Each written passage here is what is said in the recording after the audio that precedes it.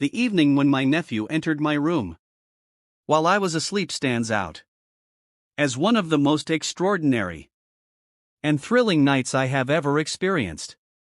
I recall it with remarkable clarity. The house was enveloped in a profound silence that night, a stillness that seemed to permeate the very walls, causing even the faintest noise to resonate like a hidden truth awaiting revelation. I had retired early, the fatigue from a long day drawing me into slumber.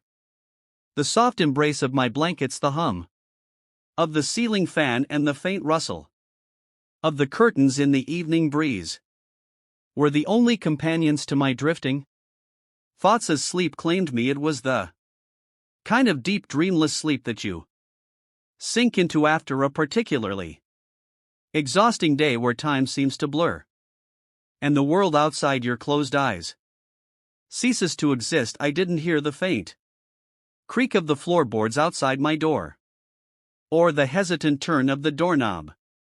When I opened my eyes, it wasn't to the soft glow of morning light filtering through the curtains. It was the faint outline of a figure standing at the edge of my bed. My heart stuttered in my chest, a jolt of adrenaline coursing through me as I blinked away the remnants of sleep, trying to make sense of what I was seeing. Daniel, I said, my voice horror and heavy with sleep. My nephew stood there, his silhouette illuminated by the faint glow of the hallway light spilling into the room. His shoulders were tense, his hands fidgeting at his sides as though he were unsure of whether to stay or retreat. He was the 20-year-old son of my older brother Henry the First. Didn't mean to wake you, he said softly, his voice barely more than a whisper. I sat up, pushing the blankets aside as I rubbed the sleep from my eyes. What's wrong? I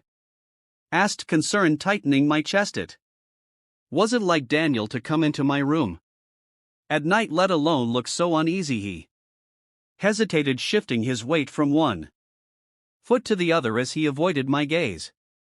I couldn't sleep, he admitted after a moment, his voice tinged with something I couldn't quite place. Uncertainty, maybe, or something deeper. I frowned, my concern deepening. Is everything okay? Did something happen? Daniel shook his head quickly, his movements almost frantic. No, it's not that. He trailed off, his gaze finally meeting mine. There was something in his eyes that made my breath catch, a vulnerability I hadn't seen before, something raw and unguarded that left me feeling unsteady. It's late, I said gently, trying to ease the tension in the air. Come sit down and tell me what's on your mind. He hesitated for a moment longer before finally crossing the room, his steps tentative as though he were afraid of breaking the fragile quiet that surrounded us. He sat on the edge of the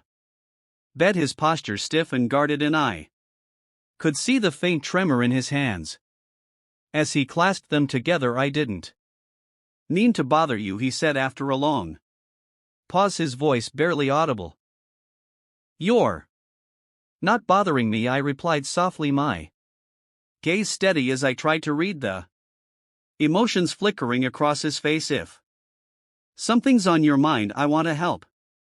Daniel let out a shaky breath, his shoulders slumping slightly as though the weight of whatever he was carrying was too much to bear. It's just I've been feeling so out of place lately, he admitted, his voice cracking slightly, like I don't belong anywhere. His words hit me like a punch to the chest, and I felt a pang of guilt for not noticing sooner. Daniel, I said softly, placing a reassuring hand on his arm, you're not alone. You have people who care about you, who want to support you. He looked up at me, then his eyes filled with a mixture of gratitude and something else, something I couldn't quite name. It doesn't feel that way sometimes, he said quietly. The vulnerability in his voice made my heart ache, and I tightened my grip on his arm slightly, hoping to offer Some semblance of comfort I'm here for.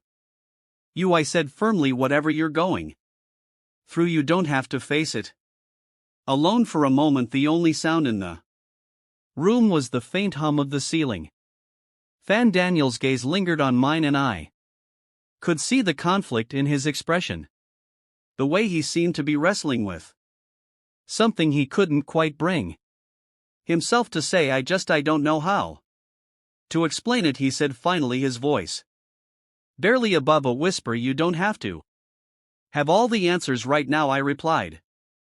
Gently, take your time. Daniel nodded, his posture relaxing ever so slightly as he leaned back against the headboard. The tension in his shoulders seemed to ease, but the weight in his eyes remained. I wanted to say more, to offer him some kind of reassurance, but I wasn't sure what he needed or if he even knew himself. Do you ever feel like you're not enough, he asked suddenly, his voice breaking the silence. His question caught me off guard, and I hesitated for a moment before responding. I think everyone feels that way sometimes, I admitted, but you are enough, Daniel, more than enough. He looked at me, then his gaze steady and searching, and for a moment I felt as though he were seeing right through me. Thanks, he said softly, his lips curving into a faint bittersweet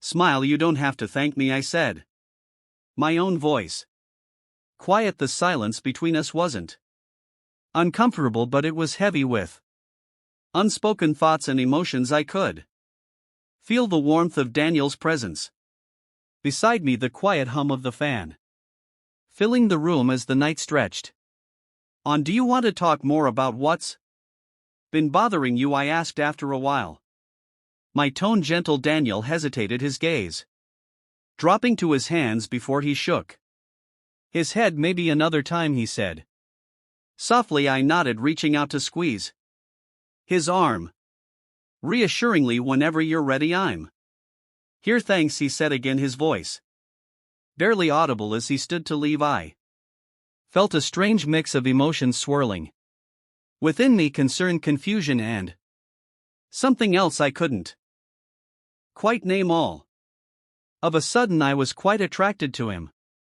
It was a very handsome young man. I watched as he crossed the room, his footsteps quiet against the carpet, and slipped out the door. The quiet of the night returned, but the air felt heavier now, as though the weight of our conversation had seeped into the walls. I lay back against the pillows, my mind racing as I replayed the moment over and over again. Whatever was troubling Daniel, it wasn't something that could be solved in one conversation, but I was determined to be there for him no matter what. And as I drifted back into a restless sleep, I couldn't shake the feeling that this was only the beginning, and oh man, I was right, because this was going to repeat itself and eventually turn into something crazy exciting. And as the next morning arrived with a soft golden glow seeping through the curtains, but I still felt the weight of the night before. Sleep had come in restless fits, and my mind was heavy with thoughts of Daniel. His words, his demeanor, the vulnerability in his voice that had left me feeling both protective and deeply unsettled. As I shuffled into the kitchen, the smell of fresh coffee greeted me, and I realized Daniel was already awake. He stood by the counter, his back to me, wearing a faded t-shirt and sweatpants that hung loosely on his frame. His movements were slow, almost deliberate, as he poured a cup of coffee and stirred it absent-mindedly. Morning, I said softly, not wanting to startle him. Daniel turned, a faint smile tugging at his lips. Morning, he replied, his voice quiet. I poured myself a cup of coffee and leaned against the counter, watching him carefully. There was something different about him this morning. He seemed calmer, but the shadow of whatever had been troubling him still lingered in his eyes. Did you sleep okay? I asked, trying to keep my tone light. He Shrugged, taking a sip of his coffee. Not really, he admitted, but I'm used to that. His response made my chest tighten and I felt a surge of guilt for not realizing sooner how much he'd been struggling. I began cautiously. If there's ever anything you need to talk about, I'm always here. Daniel looked at me over the rim of his mug, his gaze thoughtful. I know, he said after a moment, and I appreciate that. We fell into a comfortable silence. The sound of the coffee maker and the faint chirping of birds outside filling the space between us. I wanted to ask more, to dig deeper into whatever was weighing on him, but I didn't want to push. Daniel had always been private, and I knew better than to force him to open up before he was ready. As the morning wore on, Daniel seemed to relax slightly, and I found myself feeling a bit more at ease. We spent the day together in the way we often did, quietly sharing the same space without needing to fill it with constant conversation. It was one of the things I appreciated most about our bond, the unspoken understanding that sometimes just being there was enough. But even as the day passed, I couldn't shake the feeling that something was still unresolved. The memory of Daniel standing at the foot of my bed the night before, his voice trembling as he admitted his feelings of inadequacy, lingered in the back of my mind like a ghost. Later that evening, after dinner, Daniel retreated to his room, and I found myself wandering through the house, unable to settle. The quiet that had felt comforting during the day now seemed oppressive, pressing down on me with an intensity one couldn't ignore. Eventually, I found myself standing outside Daniel's door, my hand hovering over the wood as I debated whether to knock before I could make a decision. The door opened and Daniel stood there, his expression surprised but not unwelcoming. "Hey," he said, stepping back to let me in. "What's up?" I hesitated for a moment before stepping inside. His room was dimly lit, the soft glow of a desk lamp casting warm light over the neatly made bed and the scattered books and papers on his desk. "I just wanted to check in," I said softly, sitting on the edge of the bed. "You seemed off last night. I wanted to make sure you're okay." Daniel closed the door and leaned against it, his arms crossed over his chest. He looked at me for a long moment, as though deciding whether to speak. "I've just been thinking a lot," he admitted finally, "about what I prompted." Gently, he let out a soft sigh, running a hand through his hair. "About everything," he said vaguely, his gaze dropping to the floor. "About who I am, what I want, what I'm feeling." His words were heavy, and I could feel the weight of them in the air between us. I waited, giving him the space to continue if he wanted to, but he seemed hesitant to say more. "Daniel," I said softly, my tone steady but firm, "you don't have to go through this alone. Whatever you're feeling, you can share it with me." He looked up at me, then his eyes filled with a mixture of vulnerability and something deep, something I couldn't quite name. "It's not that easy," he said quietly. "I don't even know how to put it into words. Start wherever you feel comfortable," I encouraged, reaching out to place a hand on his arm. "There's no rush." Daniel hesitated for a moment before pushing off the door and crossing the room to sit beside me on the bed. His movements were slow, almost tentative, and I could see the conflict etched into his features as he struggled to find the right words. "I've just been feeling confused," he said finally, his voice barely above a whisper, "like there's this part of me that I don't understand, and it scares me." His admission made my heart ache, and I tightened my grip on his arm slightly, hoping to offer some comfort. "It's okay to feel that way," I said softly. "Confusion is part of figuring things out. It doesn't mean There's anything wrong with you, Daniel? Nodded, his gaze dropping to his hands, which were clasped tightly in his lap. It's just hard, he said, his voice trembling slightly. I know, I said gently, but you don't have to face it alone. I'm here. Daniel, always. He looked up at me then, his eyes searching mine as though looking for reassurance. Thanks, he said quietly, his voice thick with emotion. You don't have to thank me, I replied, my own voice saw. The silence between us was heavy, but it wasn't uncomfortable. It was the kind of silence that felt full, charged with unspoken emotions that neither of us seemed ready to confront. As the minute stretched on, I could feel the warmth of Daniel's presence beside me, the steady rise and fall of his breath, the quiet hum of the lamp casting a soft glow over the room, and in that moment I realized that whatever Daniel was going through, whatever confusion or fear he was facing, we would face it together. The air between us felt heavier now, not with awkwardness but with the weight of things unsaid. Daniel's words lingered in my mind, his confusion, his vulnerability, the way his voice had trembled when he spoke.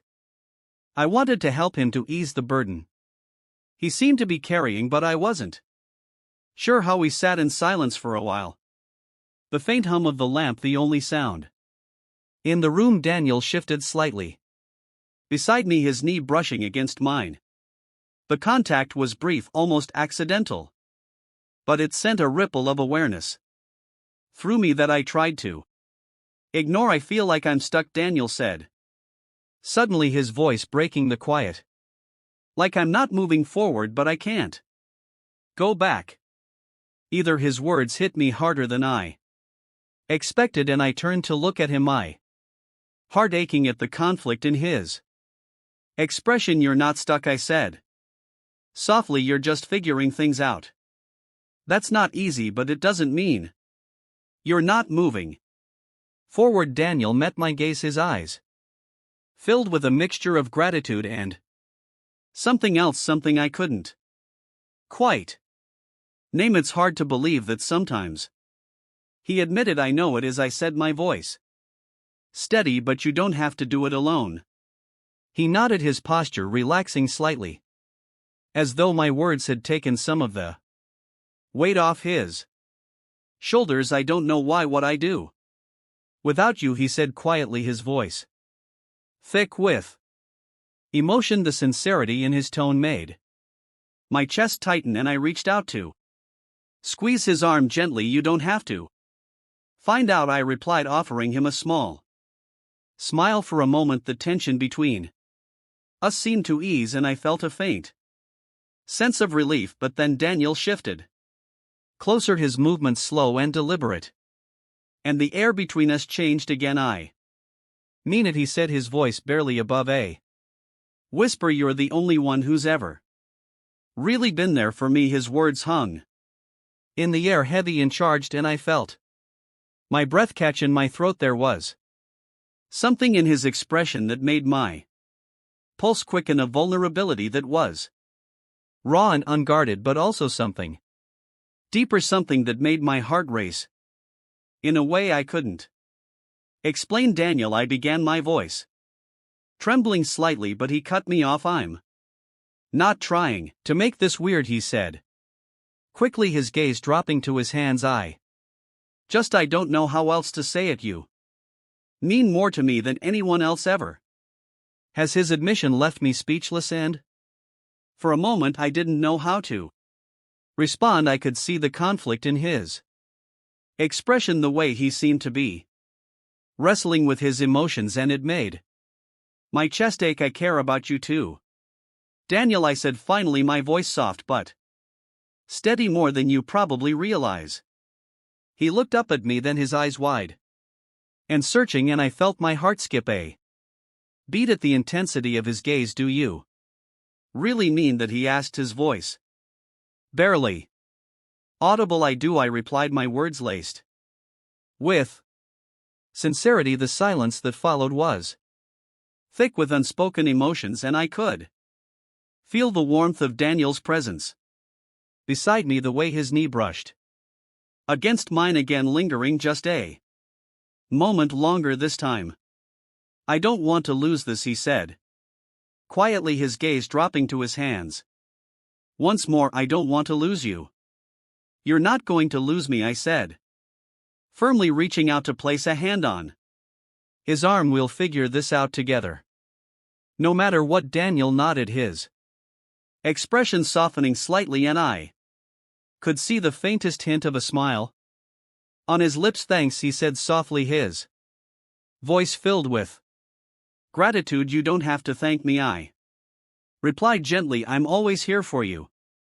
For a moment, the tension in the room seemed to dissipate, replaced by a quiet sense of understanding. Daniel's posture relaxed further, and he leaned back against the headboard, his gaze distant but calm. "Sometimes I feel like I don't know who I am," he admitted after a while, his voice tinged with vulnerability. "You're still figuring that out," I said softly, "and that's okay. You don't have to have all the answers right now." He nodded, his expression thoughtful.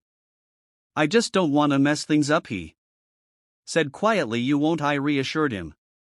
"Whatever happens, we handle it together." The room fell into silence again, but it wasn't uncomfortable. There was a sense of calm now, a shared understanding that seemed to settle between us like a fragile truce. I could feel the weight of Daniel's emotions, but I could also see the faint glimmer of hope in his eyes, and gave me a sense of relief. As the night stretched on, we continued to talk about everything and nothing, about his fears and his dreams, about the things that made him feel lost, and the moments that made him feel alive. And as I listened, I realized just how much he had been holding back, how much he had needed someone to hear him, to understand him. But in the meantime, I knew something was coming. There was a certain tension that told both of us there was something coming. By the time we finally said goodnight, the heaviness in the air had lifted slightly, and I felt a sense of hope that hadn't been there before. Daniel was still struggling, still searching for answers, but he wasn't doing it alone anymore. And as I made my way back to my room, I couldn't help but feel that this was only the beginning of something deeper, something that would change us both in ways we couldn't yet imagine. But then the house was still that night, the kind of silence that felt alive, pulsing in the spaces between words and thoughts. I couldn't sleep, my mind too restless to find peace. I kept replaying our conversation, Daniel's raw vulnerability, and the quiet moments that had lingered between us. There was something unspoken there, something that felt fragile yet undeniable, and it left me feeling both protective and uncertain. I found myself pacing the room, the soft hum of the ceiling fan the only sound breaking the quiet. My thoughts were a tangled mess circling around Daniel and the emotions he'd laid bare. I wanted to help him, to be there for him, but I wasn't sure if I was doing the right thing, or if I even knew what the right thing was. Before I realized it, I was standing in the hallway outside Daniel's room. His door was slightly ajar, the faint glow of a lamp spilling into the hallway. I hesitated, my hand hovering over the wood as I debated whether to knock, but something in me pushed forward, and I tapped lightly on the door. "Yeah," came his voice, soft but steady. I pushed the door open and stepped inside. Daniel was sitting on the edge of his bed, his posture relaxed, but his expression thoughtful. He looked up at me, his eyes meeting mine, and for a moment the air between us felt charged, as though the silence carried more weight than the words we could have spoken. "Couldn't sleep?" he asked, a faint smile tugging at his lips. I shook my Head returning his smile. Not really you. Same, he admitted, leaning back against the headboard. I crossed the room and sat beside him on the bed, the quiet hum of the lamp filling the space between us. I've been thinking about what you said. I began, my voice soft. Daniel turned to look at me, his expression unreadable. What part? All of it. I admitted. You've been holding so much in. Daniel, I wish I'd seen it sooner. It's not your fault, he said quickly, his voice earnest. I didn't want anyone to see it. I thought I could handle it on my own, but you don't have to, I said, my tone firm but gentle. You don't have to carry this alone. Daniel nodded, his gaze dropping to his hands, which were clasped loosely in his lap. I know, he said softly, it's just hard to let people in, sometimes even you.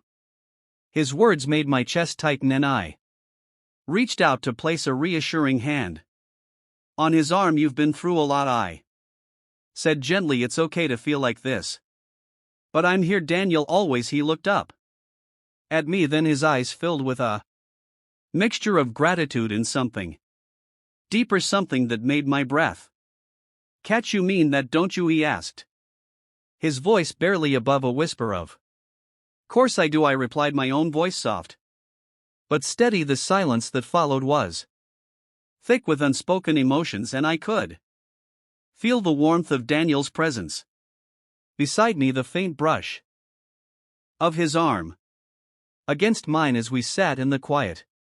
There was something in the air between us, something that felt both comforting and electric, and it left me feeling unsteady in a way I couldn't quite name. I don't know what I'd do without you, Daniel said suddenly, his voice breaking the silence. You won't have to find out, I said softly, offering him a small smile. He returned the smile, but it didn't quite reach his eyes. I feel like I'm always messing things up, he admitted. You're not, I said firmly, my gaze steady. You're figuring things out, and that's okay. It doesn't make you a failure, it makes you human. Daniel nodded, his posture relaxing slightly as though my words had eased some of the weight he was carrying. Thanks, he said quietly, his voice laced with sincerity. You don't have to thank me, I replied gently. The quiet stretched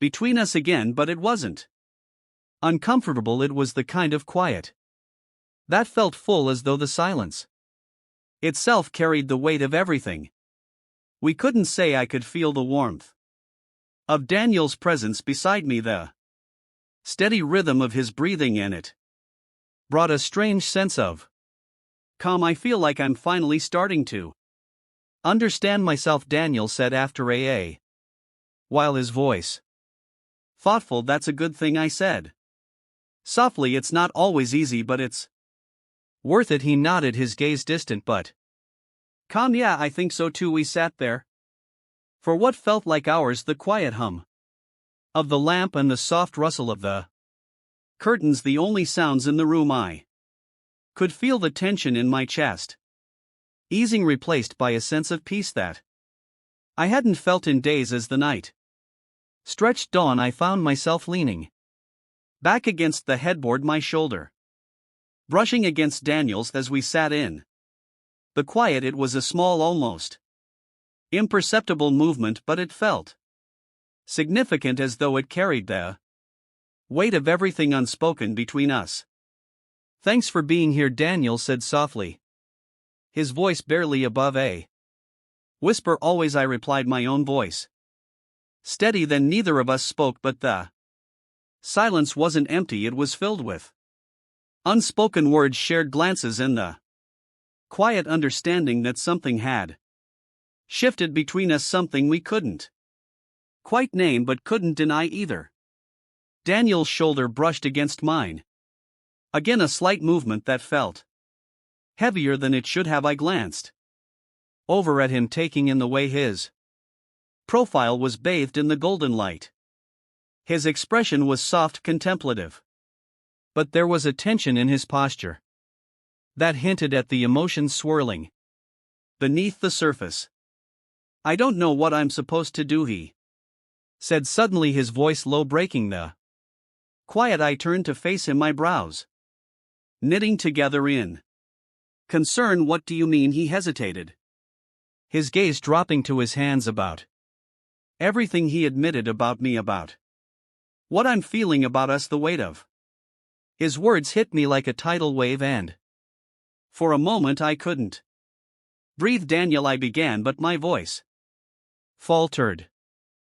He looked up at me, then his eyes filled with a mixture of vulnerability and something deeper, something raw and unguarded. I can't pretend anymore, he said, his voice trembling. I can't keep pretending that everything's fine when it's not. His admission made my chest ache, and I reached out instinctively, my hand finding his. You don't have to pretend, I said softly, not with me. Daniel's gaze dropped to where our hands were now intertwined, and he let out a shaky breath. I'm scared, he admitted, his voice barely above a whisper. Of what? I asked gently. Of losing you, he said, his voice breaking. Of messing this up, of ruining everything.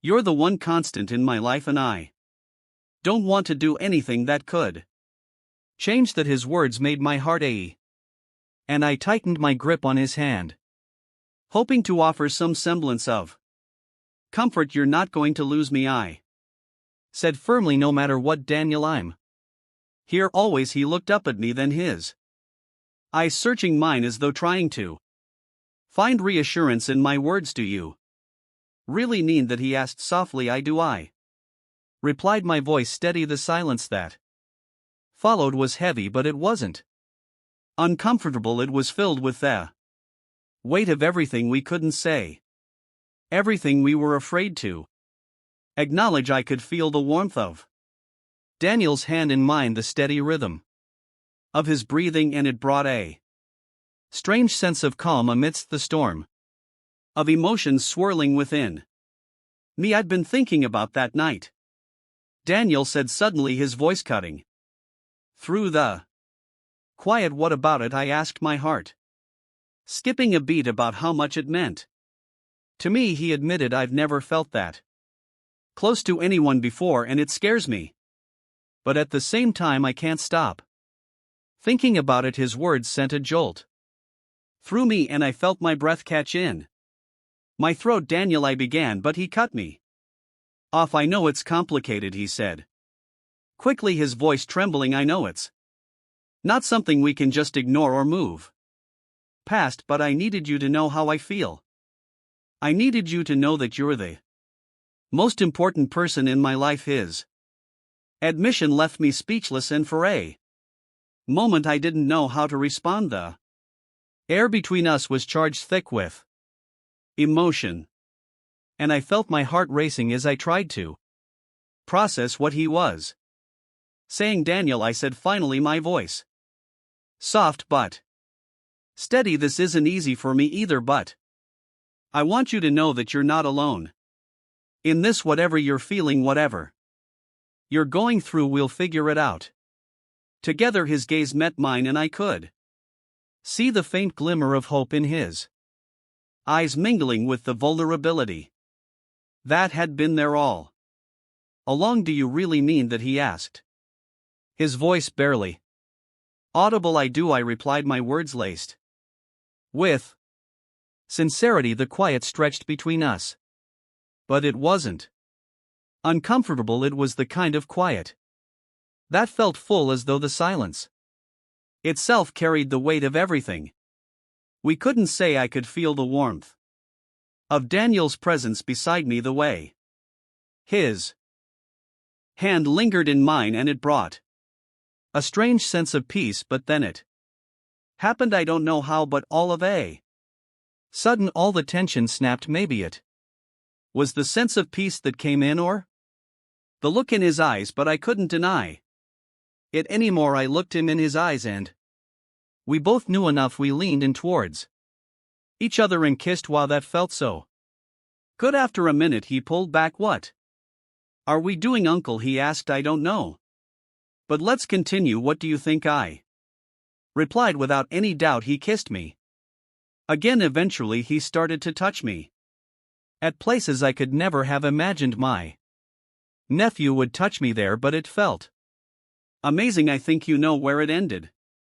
And what we did I can't go in detail, but I can tell you that I hadn't expected that size for a 20-year-old. It felt amazing for a long time. No one could stop us, the world outside fading away as we remained in our small bubble of shared understanding. I didn't know what the future held or how we would navigate the complexities of our emotion. But I knew one thing for certain: we would face it together. And as I finally leaned back against the headboard, my hands still entwined with Daniel's, I felt a faint sense of hope. The road ahead wouldn't be easy, but we had taken the first step toward understanding, toward healing. In that moment, the burden of the night seemed less oppressive, and for the first time in what felt like an eternity, I permitted myself to hope that everything would turn out fine. However, I remain uncertain about the actions I took with my nephew. What is your perspective on this matter? Is it acceptable? Or is it inappropriate? I would appreciate your thoughts in the comments, as your feedback would be invaluable. Perhaps in the future I could share more details about the story.